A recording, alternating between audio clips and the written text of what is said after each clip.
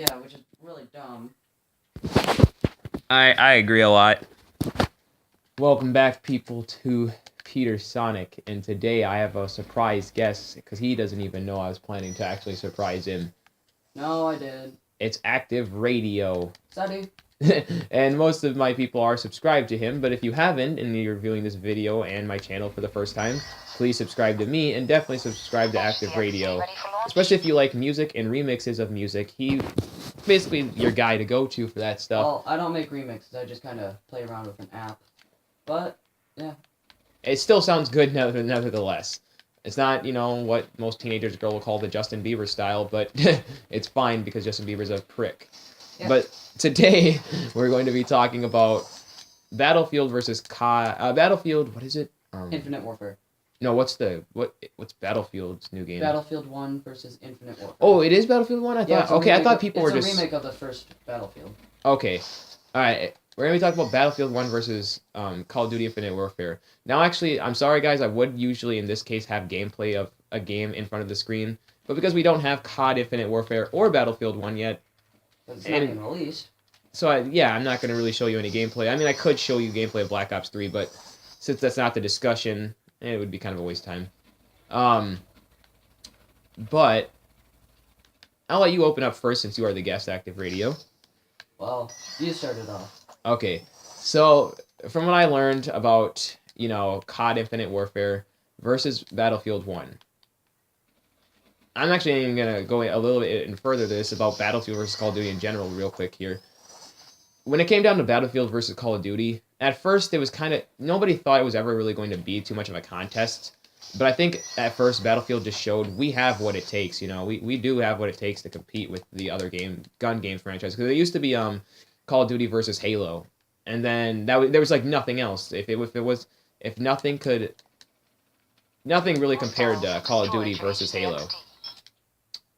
But then Battlefield finally emerged and we finally got the epic rivalry Call of Duty versus Battlefield.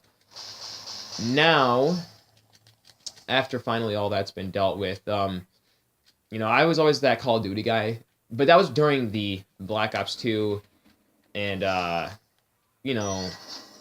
Black Ops 1, COD 3, COD 4. That was during that era when Battlefield wasn't necessarily, popular yet. So it was just an okay game. Yeah, so I never had any incentive to actually go get it. But, it was still an okay game. But I played it once. I think it was Battlefield Hardline. I think because I played. Battlefield Hardline's the newest. Well, the second newest, I guess you could say. Yeah, because I remember if you count Battlefield 1. Yeah, because I remember I played that with my brothers. But and it was okay. I mean, I actually really liked it compared to Call of Duty in terms of differences.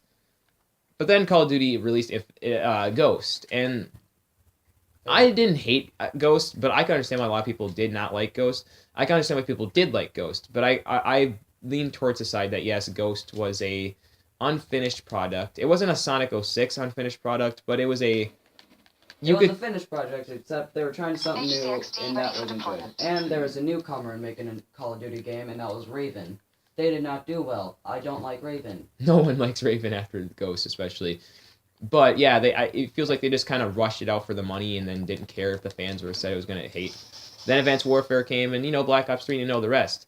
Black Ops 3 I think Raven may have helped with it. Advanced Warfare? I don't know. They might have. So I know a lot of people don't like Advanced Warfare. I'm not... I think that was High Moon. They made the graphics or something. I know someone definitely helped with Advanced Warfare. I can't remember who it was. But yeah, I know a lot of people hate Advanced Warfare too for a lot of reasons. They hate Ghost. But when Black Ops 3 came about, I was like, actually, I'm not going to hate this futuristic thing forever. But then Infinite Warfare came along, and I said, space fucking warfare? Yeah, really? The game's already in the future. Black Ops 3, 2065. Yeah. 2065. And I'm one of those people that go I don't care that it's in 2065, but I hate that it's not... It's if it's in 2065, that's fine for me. But my main gripe with it is it's no longer going to be as Call of Duty centric, as I should put it that way. It's because me and Active Radio were actually even talking about this earlier. It would be like if they put in Dragon Ball Z Xenoverse 2, a bunch of zombies and shit, and had you go and didn't even have you going back through time like you did in Xenoverse 1, and there was like, you know, Goku and everybody got turned into zombies and stuff. It's kind of like if they changed what Dragon Ball Z is to what it shouldn't be. And yeah, that's what we were kind of talking about, and I said that's a perfect example. It's not that it's in 2065. It's because it's not. That's not what Call of Duty ever was. Call of Duty was meant to be a realistic series. So why is it not? Now, when I saw the first trailer for Infinite Warfare, I said that the graphics look terrible. They not terrible, but For they Advanced Warfare? Infinite Warfare. Oh, yeah. They look terrible. And then you look at Battlefield 1, and those are amazing graphics. Yep. Just like stunning. And again, guys, this is coming from two people who are neutral with the whole Battlefield versus Call of Duty. So this is no bias. This is no nothing. It's just literally our opinions. So keep that in mind. We're not Call of Duty haters or Battlefield lovers or Battlefield haters that just suddenly switched. Because let's be honest, we all hate those people. Like, I'm a Mario fan. Oh, then I played Sonic Adventure 2. I like Sonic better than Mario. Yeah, I don't like that. I like to see, like, you should, if you weren't ever like a fan of one and hated the other, then you should not just, you know. Don't hate on it. Yeah. So. It's just not your kind of genre of game. Right? So graphic-wise, I say, yeah, Battlefield 1 destroys Infinite Warfare. Like, it would rape the shit out of it if they had to come out today, graphic-wise. Then, gameplay-wise, this is going to surprise a lot of people, I think Infinite Warfare has the better idea, maybe, in terms of gameplay, but it's not going to be executed well. Because they're going to try to make space warfare. Now, this sounds good in theory. It sounds very fun, like, oh yeah, it's going to have a variety of different ways you can, you know, play the game, right? Well, no, it's just, they're going to have you fly, from what I saw in the trailer, again, there's only one trailer so far, so you can't say this is how it's going to be, because you can't be like, oh, I know this, because this, that, and that, but, you know, from what the trailer shows us, there's going to be somebody flying around in jets, there's going to be people jumping around with exosuits, yeah, and there's going to have, like, space gravity effects, and the guns are going to be totally overpowered from what I can tell. Like in the trailer, if you watch the trailer, you can see that there's literally a spaceship thing that has laser guns on it. Yeah, and can you imagine someone with that kind of a score streak? They'll literally be like fucking... It would be like the mothership, and they'll probably make it easier to get or something, and no one will ever... You know, it would turn into, hey, did you see that new game? You can actually just spam... It's kind of like Xenoverse 1. You can Super Saiyan spam, but this time it would be like, you can spam score streaks in outer space and win the game. Yeah, and the thing with the spaceship with the laser gun, if you ever played Advanced Warfare and you know what the EM1 is, and you ever hate it when people use the EM1, that's going to be... It's basically a big version of that. Mm-hmm. And so, yeah, gameplay-wise, I always said, you know, Infinite Warfare might have a fun nugget of an idea, but Battlefield 1 just simply beats it because they're going to execute the World War I and realistic gameplay way better. Infinite Warfare is going to try and overcomplicate the space warfare when they could just simply say, hey, this could be space warfare, but, you know, you're still going to have, like, realistic things like space, you know, there's going to be a gravity effects and stuff, but you're going to, like, guns aren't going to have lasers and stuff, but no, they're going to have that bullshit, which people complained about already, and, again, Activision, I don't hate the company, but they don't listen to their fans. I don't think they really ever have. Not just Activision. Yeah, Infinity Ward, Activision, and Treyarch. Yeah, you can't just blame Activision. They're not the only ones responsible for what Call of Duty's been doing, but... And Sledgehammer Games. Yeah, that's true. They don't listen to their fans. Like, you gotta listen to your fans. Your fans are the ones buying the game, and it's fine not to listen to them for one game. But for multiple games, one after the other, it's eventually going to tell your fans, you don't matter to us. Because at the end of the day, if you buy the game, we're fine. I don't care. Like, and they don't even care if Ghost and Advanced Warfare are the worst selling Call of Duty games of all time. That doesn't matter to them. They just, as long as they got a profit off it, it's fine, is what they're showing the fans.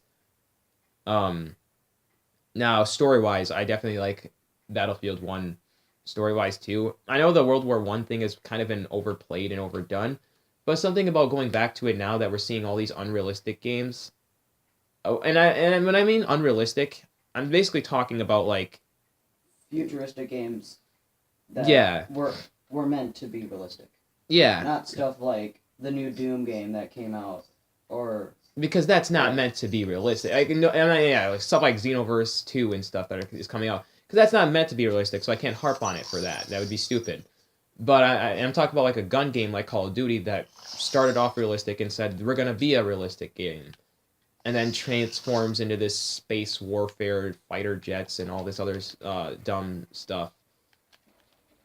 But yeah, that's where I stand.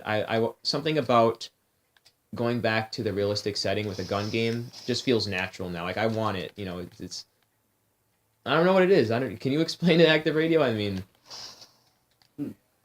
Well, no, not really. It's just kind of like that. yeah, it just feels natural because we've had all these futuristic blowing up, and you know what's next in Call of Duty? Are we gonna like fight on top of the sun or something? Like, you know, where does the unrealisticness end? Because again, a game like Dragon Ball Z, that's fine because these guys have superpowers, and never once has anybody said, you know, never once has Dragon Ball Z ever been supposed to be taken seriously or something. You know, that's fine for that series because I love Dragon Ball Z for not being realistic because it's an anime. I would hate an anime to be realistic. That'd be stupid. Might as well just make it real life actors and shit. Yeah, like if you see, some games are meant to stay realistic, and some games are meant to stay non-realistic. Yep, and so that's where I stand with story-wise, and I say, yeah, story-wise, I feel like Battlefield 1 is going to crush Infinite Warfare there, too. Plus, the story for Infinite Warfare is kind of like, it's literally corny as all hell. It's, from what I saw from the trailer, it's like, something happens, and, like, what was happening? Like, wasn't it like, the United States is under attack by... In Infinite Warfare? Yeah, what's... yeah. They basically just did the same thing over again. It's the biggest attack we've ever seen. We were not prepared for this. Oh, the world's gonna end. Oh, no. Yeah, it's basically the same thing as Advanced Warfare and Ghosts. Yeah, because, like, what was happening? Like, I thought they said, like, Russia or someone attacked, or... I don't know who, but all I know is just it was a major attack. Yeah, because I'm like... I know in Advanced Warfare it was North Korea for a little bit, and then you had to fight Atlas. Okay, because, yeah, that's kind of what seems to be the case here, and I thought they said Russia in this game or something, but I'm like, really, this is the best storyline you can come up with, because you've already done that multiple times, and there's only so much you can do the same thing before, you know, people get tired of it. So yeah, story-wise, I feel like Infinite Warfare will lose there too. Where do you rate overall, because we talked about gameplay, we talked about the story. Where do you rate? Okay, here's another question, Active Radio, for you especially. Where would you rate this game, both these games, as how much fun you're gonna have with them? Controls, gameplay, guns, any kind of weapon in it. Yeah, I mean, basically all that stuff combined, like.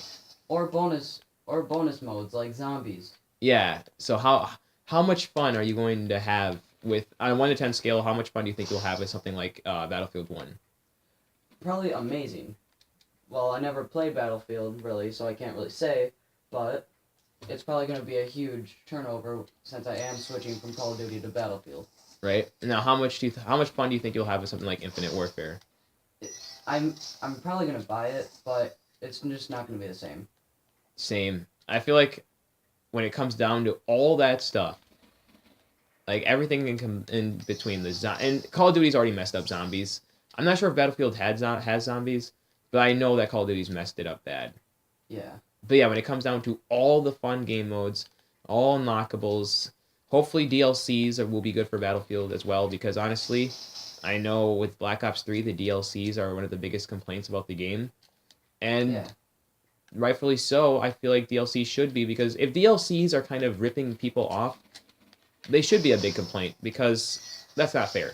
Yeah, but and if you didn't know this, any new DLC weapon in Black Ops 3, if you buy supply drops, the drop rate for any good DLC weapon is 0.8%. Too low, in my opinion, for like $20 or something. Yeah, and they even made a thing where, I think it's if you get 1,000 crypto keys for $100. Yep. And there's people that buy it. Yeah, it's true. Anyway, though, guys, that's kind of my thoughts on it, and Active Radio thoughts on it. If you go down to basically Peter Sonic subscriptions and check this channel out, I'll have Active Radio in that section. So if you want to subscribe to him, please do that because he definitely does work his ass off for videos. Well, But anyway, this is Peter Sonic and Active Radio signing out.